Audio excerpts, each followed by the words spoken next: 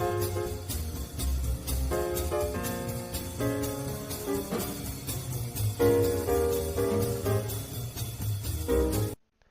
gente. Sou Roberto Schack, membro do PET Computação, e hoje iremos falar sobre como a gente pode representar char e bool como números.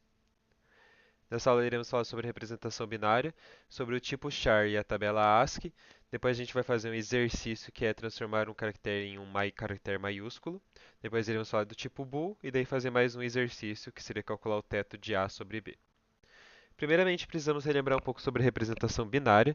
Então, lembrando, quando a gente está guardando uma variável na memória, o que o compilador está fazendo não é que ele está pegando aquela variável e diretamente escrevendo, né? Ou seja, se a gente tem um caractere, por exemplo, guardando uma variável char, o caractere R, ele não está lá e escrevendo um R em cima do chip, né? O que ele está fazendo é ele está representando esse R de alguma forma usando os zeros e uns, né? Ou seja, fazendo uma representação binária usando bytes.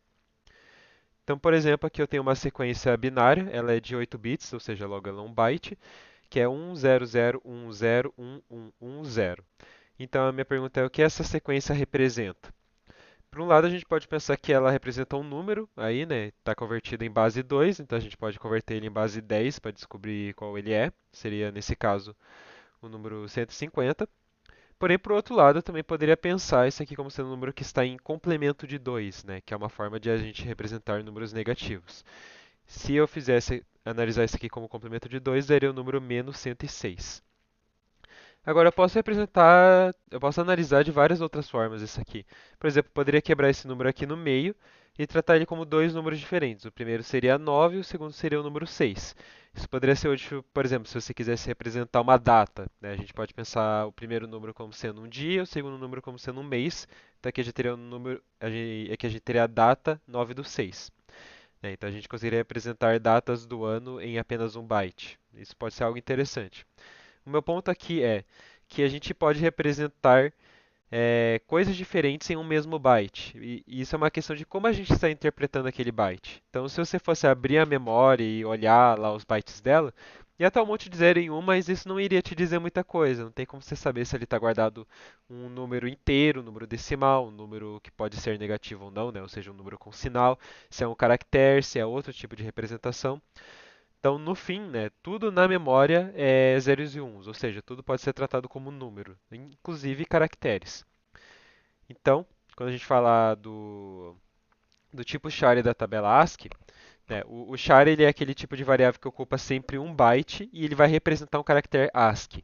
Quais são os caracteres ASCII? Tem vários, né, mas além de caracteres especiais, nós temos todas as letras, minúsculas e maiúsculas, nós temos os dígitos, nós temos sinais, operandos, né, tipo o sinal, o símbolo de mais, o símbolo de menos, o símbolo de exclamação. Né. Agora, por exemplo, a gente não tem acento, né, não tem C cedilha, esse tipo de coisa. Né? E a tabela ASCII é ela que codifica esses caracteres como números. E uma coisa bem legal é que se você abrir um terminal e você dá o comando manASCII, né? O man ele é de manual, ele vai abrir o manual da ASCII, a gente consegue ver essa tabela. Então, deixa eu só sair que eu estava aqui aberto com o código.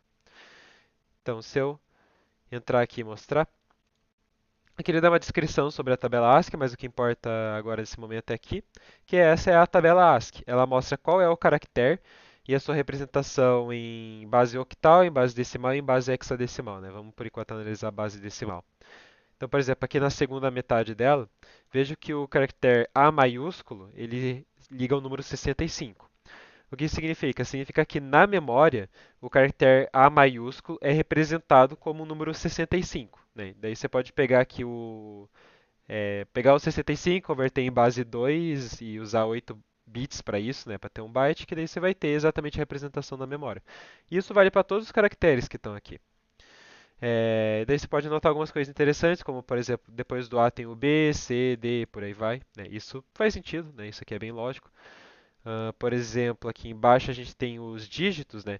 Então note que o caractere zero não é representado pelo número zero, é representado pelo número 30, né? Então existe uma diferença entre o caractere zero e o número zero, né? O número zero ele é reservado para um caractere especial que é chamado de null, N-U-L, que é apenas um caractere que quer dizer o final de uma string. Depois no vídeo de string a gente fala mais sobre isso. O ponto aqui é, a gente consegue em C, tanto em C quanto em C++, manipular esses caracteres como números. Isso pode ser bem útil, como por exemplo, num problema de transformar um caractere em um caractere maiúsculo. Então aqui o que a gente quer é fazer um código que, dado o caractere, transforma ele em maiúsculo. Então, por exemplo, se você me dá o A minúsculo, ele tem que virar A maiúsculo. Se você me dá D minúsculo, ele tem que virar D maiúsculo. Agora, se me dá um caractere, por exemplo, exclamação, que não tem uma versão maiúscula dele, ele tem que ser ele mesmo. E claro, esqueci de botar aqui, né? Mas, por exemplo, se você dá o B maiúsculo, ele tem que devolver o B maiúsculo, né? Ele tem que manter o maiúsculo maiúsculo.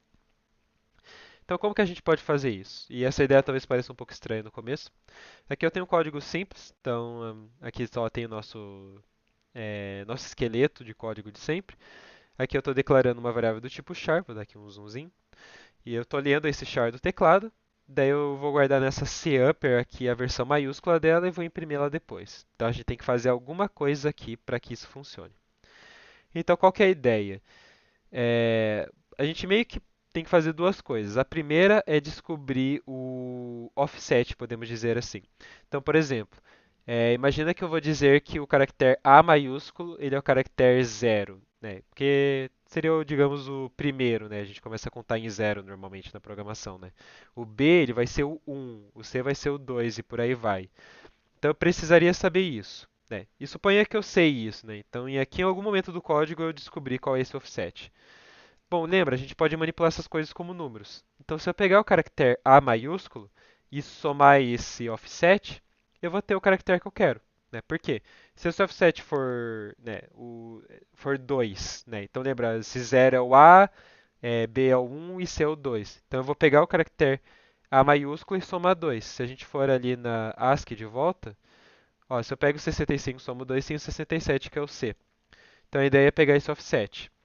E como que eu posso pegar esse offset? Bom, se eu tiver um caractere minúsculo, é só eu pegar meu caractere C e subtrair o A, né, pelos mesmos motivos do que eu acabei de explicar.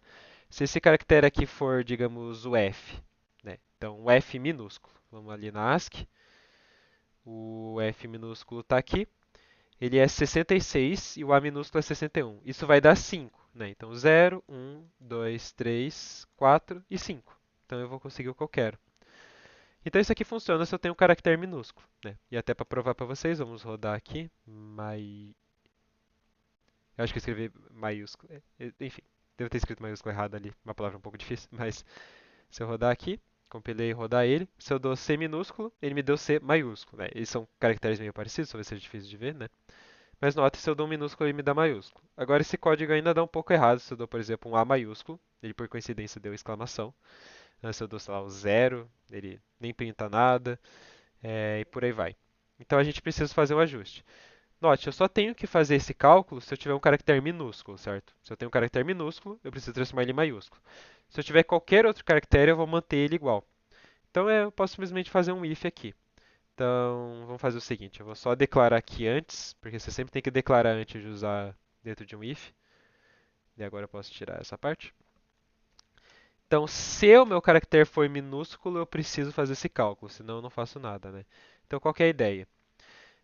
Para ele ser minúsculo, ele tem que estar entre Azinho e Zzinho, certo? Então, simplesmente se C for maior ou igual a Azinho e C for menor ou igual a Zzinho, então quer dizer que ele é um caractere minúsculo. Então, eu vou fazer esse cálculo. Caso contrário, né, else, o meu é simplesmente meu caractere original. E é isso, eu não faço nenhuma modificação. Então, vamos rodar aqui de novo. Então agora ele continua funcionando, né, com os caracteres minúsculos, mas agora se eu rodar um maiúsculo, veja que ele não fez nada diferente, nem a mesma coisa para caracteres especiais como exclamação e zero. Então, notem que basicamente o que a gente fez foi manipular esses caracteres como números, né? Isso aqui é bem útil, principalmente nesse tipo de caso aqui. E um outro que vale bastante a pena a gente entender que a gente pode manipular como número é o tipo bool, né? O tipo booleano que representa verdadeiro ou falso, né?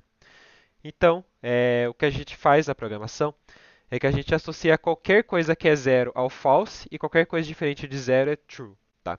Então, por exemplo, se eu venho aqui e faço, eu acho que eu não botei aqui nos slides, né? Mas se eu venho aqui e faço algo do tipo if 5, como 5 é diferente de zero, ele vai tratar isso como verdadeiro. Então ele vai entrar aqui no if e fazer coisas. Se isso aqui for zero, ele vai tratar como falso e não vai entrar nesse if. Negativo também conta como verdadeiro e tudo mais. Agora, o tipo true ele é associado ao 1. Então, na memória, o true é simplesmente guardado como 1. E o false, ele é simplesmente guardado como 0 na memória. O que significa? Significa que eu posso pegar lógica e tratar isso como um número. Por exemplo, se eu faço uma coisa tipo int x igual a 1 mais 2 maior que 0, 2 maior que 0 é verdadeiro. Então isso aqui vai dar 1 e daí o x vai valer 2. Eu vou até mostrar isso aqui. Isso aí que é nesse código aqui não faz sentido, né? Porque é de maiúsculo, mas só para exemplificar. Vamos rodar.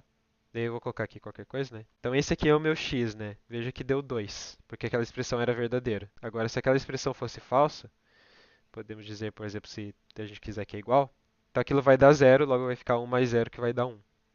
Então vamos rodar aqui de novo.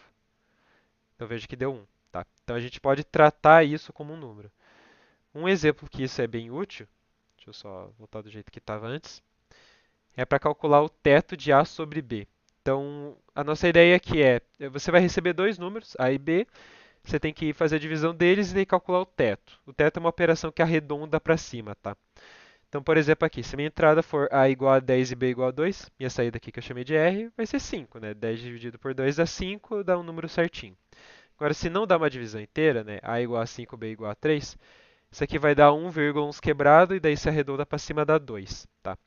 É bem comum isso aparecer na maratona, não explicitamente desse jeito, mas ele te dá um exemplo. Eu lembro de um problema que eu fiz, que era tipo um joguinho ali de magia e você tinha que matar um dragão usando bolas de fogo. A ideia é o dragão ter uma certa vida e a sua bola de fogo dá um certo dano. Então a questão é quantas bolas de fogo você vai ter que jogar para matar o dragão. Então, se for ver aqui, basicamente a gente tem que fazer a vida do dragão dividida pelo dano das nossas bolas de fogo e arredondar para cima se necessário, né? Porque não dá pra deixar o dragão com tipo 1 de vida, eu tenho que matar ele, né? Então seria o mesmo problema.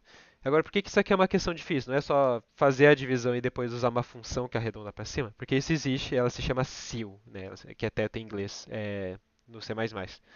Só que o problema é que como você está usando números do tipo float, ou seja, números com decimal, isso pode dar erros de arredondamento. Daí na maratona, para dificultar o que eles fazem, eles pegam números muito grandes que vai causar esses erros de arredondamento e consequentemente errar a questão. Então, um jeito bem inteligente de fazer isso, eu tenho aqui um código iniciado. Então aqui, mesma coisa, a gente só está lendo A e o B, eu vou calcular aqui o teto. Então veja, nosso teto a princípio é A sobre B, certo? Se a divisão inteira vai ser A sobre B. Se a divisão não for exata, isso aqui vai meio que arredondar para baixo. Ou seja, se eu fizer 5 dividido por 3, vai dar 1, alguma coisa, ele vai pegar a sua parte inteira e vai dar 1. Né? Então eu tenho que dar um jeito de somar 1 se a divisão não for inteira. E se a divisão for inteira, não soma nada. Um jeito de fazer isso, que é o jeito, digamos, simples, é eu verificar se essa divisão é inteira ou não, né? Então A resto B. Se der zero, a divisão é inteira, então eu não vou fazer nada. É só A sobre B. Se for diferente de zero, ou seja, a divisão não é inteira, eu vou incrementar o teto em uma unidade, né? Eu posso fazer desse jeito, teto mais igual a 1. E daí isso aqui dá a resposta certa. Então vamos fazer aqui make teto. Então, se eu dou, nos exemplos lá tinha 10, 2, dá 5. 5, 3, dá 2, né? Ele está arredondando corretamente. Agora, o jeito de fazer isso em uma linha só, não é necessariamente melhor, tá? Não vai rodar mais rápido nem nada. Mas que é interessante, eu preciso que dê zero, eu preciso somar zero se a divisão for inteira. Eu preciso somar 1 se a divisão não for inteira. Então, eu vou simplesmente fazer A resto B, diferente de zero. Né? Notem, se isso aqui for igual a zero, desculpa, se for igual a zero aqui, né? É... Não, diferente. Calma, que eu tenho que pensar aqui que isso aqui é até meio difícil. Se for diferente, se A resto B for igual a zero, isso aqui vai dar falso, ele vai somar zero, que é o que a gente quer. Agora, se isso aqui for diferente de zero, ele tem que arredondar para cima e vai somar um. Então, isso aqui vai dar verdadeiro e vai dar um. Então, é isso aqui mesmo. Então, notem. Agora, se eu der make. E vamos rodar os mesmos exemplos, né? Então aqui 10, 2 deu 5, 5, 3 deu 2. Então deu certo. Então, aqui basicamente o que eu fiz foi tratar essa expressão booleana como se fosse um número. Então, é um jeito de fazer em uma linha só que a gente fez. De novo, isso aqui não é necessariamente melhor nem nada, tá? É mais rápido de codar, né? Então isso aqui tem essa vantagem na maratona, mas em termos de execução, esse tipo de coisa não vai ser melhor, tá? Mas é um truque bem legal de conhecer para maratona. E era isso para aula de hoje, gente. É isso, muito obrigado.